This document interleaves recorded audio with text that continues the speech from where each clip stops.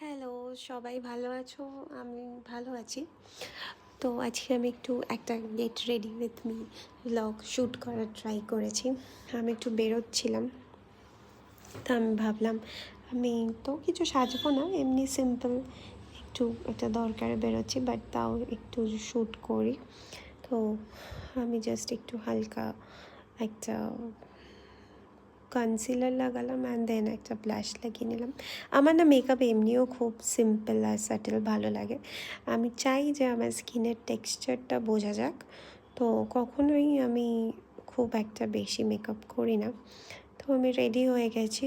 দেখো আমি কীভাবে দাঁড়িয়ে শ্যুট করছিলাম, আমার লিটারেলি কোমরে ব্যথা করছিল।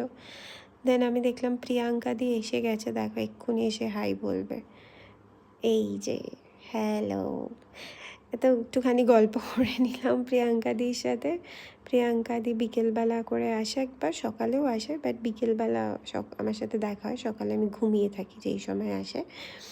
তো এনিওয়েজ ভাবলাম আমি আর কাজটা সেরে একটা বন্ধুর সাথে বেরিয়ে একটু কফি খাবো, বাট এটা 2 দিন আগেকার ভ্লগ, এত গরম ছিল, তো I ended up having Thums up.